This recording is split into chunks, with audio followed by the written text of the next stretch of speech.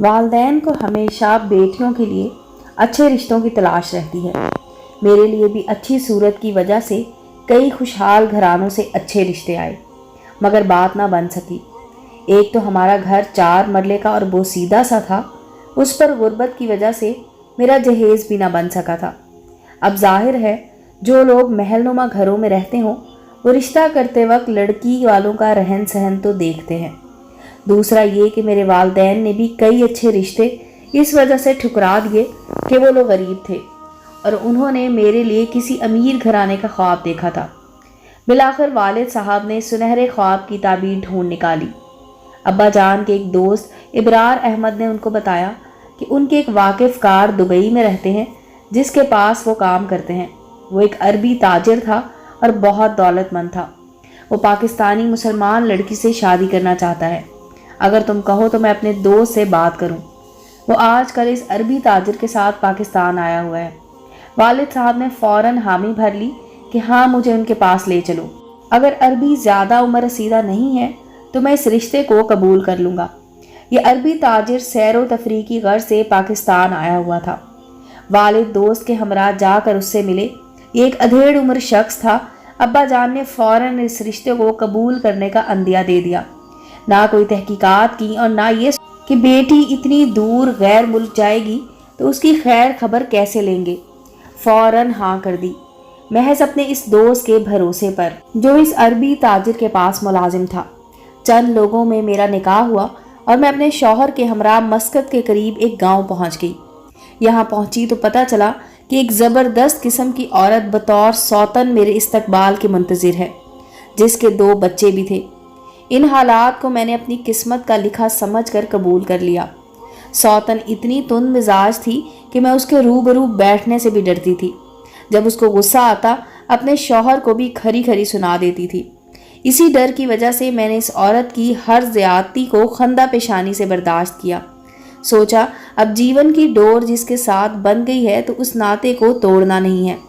میرا شوہر میرا خیال کرتا تھا، کسی شے کی کمی نہ تھی، مگر تنہائی تھی اور سوتن کا راج تھا۔ ظلم سہنا میری عادت بن گئی۔ جس کا کوئی پاس نہ ہو اور وہ دشمن کے نرغے میں گھر جائے تو سوائے ہتھیار ڈالنے کے چارہ کیا رہ جاتا ہے۔ میں نے بھی ہتھیار ڈال دیے۔ میرے والدین نے میری ساری کشتیاں جلا ڈالی تھی۔ پیچھے مڑ کر دیکھنے کو کیا رہ گیا تھا۔ سوچا کہ قسمت میں اس دیو قامت عورت کی نوکرانی بننا لکھا تھا، سو بن گئی ہوں۔ شوہر تو زیادہ تر دبئی یا دوسرے ملکوں میں رہتا تھا۔ سال بھر تو میں نے برداشت کیا، مگر کہاں تک۔ آخر صبر کا پیمانہ لبریز ہو گیا۔ سنا تو تھا کہ صبر کا پھل میٹھا ہوتا ہے، مگر ایسا میٹھا پھل کس کام کا جس میں کیڑے پڑ چکے ہوں۔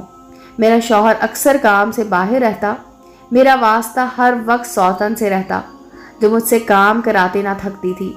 ہر شے پر اسی کا قبضہ تھا، ہر چیز کی وہ مالک تھی، اس کا حکم ہی چلتا تھا، میں تو بس اس کی باندھی تھی۔ لگتا تھا کہ جیسے میرے والد نے مجھے بہت سے روپے کے عوض فروخت کر دیا ہے۔ یہ چند سال میں نے کیسے گزارے خدا جانتا ہے۔ فون پر بھی ماں باپ سے ڈر کر بات کرتی تھی۔ ایک دن میرے خاوند کو مجھ پر ترس آ گیا۔ اس نے میرے لیے علیحدہ مکان تعمیر کروانے کا ارادہ کیا۔ انہی دنوں ہمارے وطن سے چند پاکستانی نوجوان کمانے کی خاطر آئے۔ یہ راج مزدور تھے۔ انہوں نے میرے شوہر سے مکان کا ٹھیکہ لے لیا۔ یہ مکان سامنے ہی تعمیر ہو رہا تھا۔ وہ چلچلاتی دھوپ میں کام کرنے کے بعد ذرا دیر کو سستانے کسی درخت کی چھاؤں تلے بیٹھ جاتے تھے۔ ایک روز ان میں سے ایک نوجوان پیاس کی تاب نہ لا کر ہمارے در پر آیا اور پانی کا سوال کیا۔ میری سوتن سو رہی تھی۔ مجھے پسینہ بہاتے اپنے اس ہم وطن پر ترس آ گیا۔ میں نے ہی دروازے سے جھانکا تھا کیونکہ مجھے بھری دوپہر کی اس بے اندازہ تنہائی میں یہ دستک بھلی لگی۔ اس کا دل بھی کسی چارہ ساز کا آرزو مند تھا شاید، اور میں تو اتنی حسرت زدہ ہو گئی تھی کہ جی چاہتا تھا در و دیوار سے حال زار کہوں یا پھر زمین پر انگلیوں سے درد دل لکھوں۔ ایسے میں کسی آدم ذات کا در پر صدا دینا میرے من کے مرجھائے پھول کو کھلانے کو کافی تھا۔ یہ نوجوان جو پانی مانگنے آیا تھا میرے ہی گاؤں کا تھا۔ میں نے اسے اپنے گاؤں اور والدین کا احوال پوچھا اور یوں اس کے ساتھ اپنی دھرتی کی مٹی کا رشتہ قائم محسوس کیا۔ اب ہر دوپہر جب کھانے کا وقت ہوتا وہ دستک دیتا اور میں ٹھنڈے پانی سے بھرا جگ اس کے حوالے کر دیتی۔ यूं सहरा में कैद किसी आदमजात की सूरत देखकर खुश हो लेती थी। सलाम दुआ से बातचीत आगे बढ़ी और मैं घर का खाना प्लेट में ढक कर उसको देने लगी। कहती कि तुम लोग यहाँ परदेसी हो, ये खा लो। यहाँ तुम लोगों को घर का पका कब नसीब होता है। मैं भी तो परदेसी थी और परदेसी ही परदेसियों के दुख जानते हैं। मैंने शौहर का घर समझकर कभी इस नौजवान को घर के अंदर कदम नहीं रखने दिया और न खुद शौहर के घर की दहलीज से कदम बाहर रखा। इस बात का इल्म मेरी सौतन को भी था। वो मुझे राज मजदूरों को पीने का पानी देने से मना नहीं करती थी। मैंने कभी ना सोचा कि किसी से मोहब्बत करूंगी। मोहब्बत थी कहाँ इस दुनिया में। जिस हमदर्द चेहरे को देखती थी लगता यही तन्हाई के संगलाख में जीने का सहारा है। दिल में जिंदा रहने की आरजू तो अभी भी जुगनों की तरह चमकती थी, मगर गुनाह का तसव्वुर तक ना किया था। बस एक मजदूर को जो हम वतन था और प्यासा होता था, पानी का एक जग रोज़ाना दे दिया करती थी। इसके बदले अल्लाह से सुकून मांगती थी। एक रोज़ मेरी सौतन ने मुझसे अपना कीमती लिबास इस्त्री करने को कहा। वो मुझसे अनजाने में जल गया। वो भड़क उठी। उसने चिल्ला कर कहा, तू किसके तसव्वुर में खोई रहती है? तूने मेरा लिबास क्यों जलाया? क्या इसलिए कि तेरा ध्यान किसी और तरफ लग गया, या ये कि तुमने हसद की वजह से जलाया है? मुझे उस दिन बहुत गुस्सा आया और पहली बार उसके सामने ज़बान खोली। मैंने कहा, तुम जो समझो लिबास को जलना था सो जल गया है। वो बोली, तुमने मुझको ऐसा जवाब दिया है कि मैं तुमको इसकी सज़ा ज़रूर दूंगी। क्या मज़ा चखाऊंगी। मैं अरबी की बीवी हूँ, तेरी गुलाम नहीं। वो गुस्से से खौल गई। उसी शाम को जब मेरे शौहर घर आए, उस औरत ने न जाने क्या ऐसी बात उसको कही कि उसने कहा, मैं तुमको तलाक देता हूँ, तुम मेरे लायक नहीं रही हो। ये सुनकर मैं रो पड़ी और दीवार से लगकर खूब रोई। मुझे लगा आज मेरे सारे अपने मर गए हैं। परदेश में बेआसरा हो गई हूँ। यहाँ ना कोई अपना था और ना रिश्तेदार।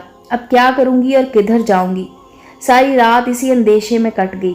अगले दिन यही सोच रही थी कि दोपहर को फिर उसी नौजवान ने दस्तक दी और ठंडा पानी की सदा लगाई।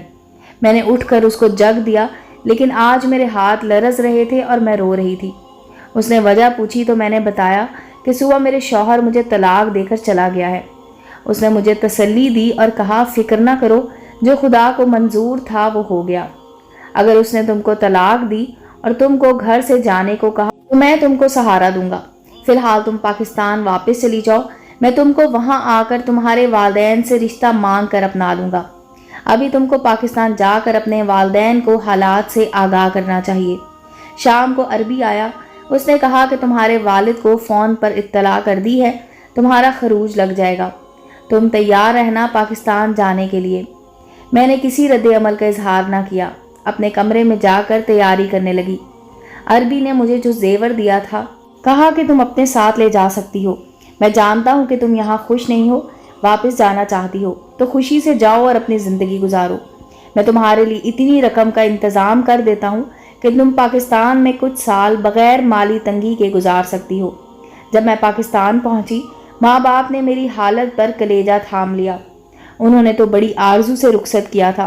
कभी उनसे फ़ोन पर बात करती थी तब भी अपने दुख सुख ना कहती थी कि वो परेशान ना हो, मगर अब मेरा चेहरा खुद मेरी कहानी कह रहा था, जिस पर खुशी का एक भी फूल नहीं था। मेरी जिन कज़नों की गरीब और मुतवसत घरानों में शादियां हुई थी, वो भी आज खुश व खुर्रम ज़िंदगी गुजार रही थी, मगर मैं सोने का जेवर लेकर आने वाली फिर भी खाली दामन थी और अब माथे पर तलाक का टीका सजा कर आई थी। 6 माह वालिदैन मुझे देख देख कर आहें भरते रहे। बिलाखिर उनको बता दिया कि एक राज मजदूर नौजवान जिसका नाम रियाज है वो आएगा, आप मेरा उसके साथ रिश्ता कर देना। मुझे राज मजदूर कबूल है, मगर ऐसी दौलत नहीं जो हर लम्हा नागन बनकर इंसान को डसती रहती है। 1 साल गुजर गया तो मैं मायूस हो गई। सोचती थी कि रियाज भी बेवफा निकला, उसने भी धोखा दिया। मैंने उसका ख्याल ही दिल से निकाल दिया। लेकिन 1 साल के बाद एक रोज़ वो अपने बूढ़े वालिदैन को लेकर आ गया। माँ बाप ने इस बार मेरी मर्जी का एहतराम किया और मेरी शादी रियाज से करा दी। आज एक गरीब मजदूर के घर में खुश व खुर्रम ज़िंदगी गुजार रही हूँ। मुझे कोई दुख नहीं। ये सच है कि खुशी और सुकून दौलत से नहीं मिलता। उम्मीद है दोस्तों स्टोरी अच्छी लगी होगी। चैनल को लाइक और सब्सक्राइब करें और बेल आइकॉन का बटन दबाना मत भूलें ताकि नए आने वाली स्टोरी का नोटिफिकेशन मिल सके।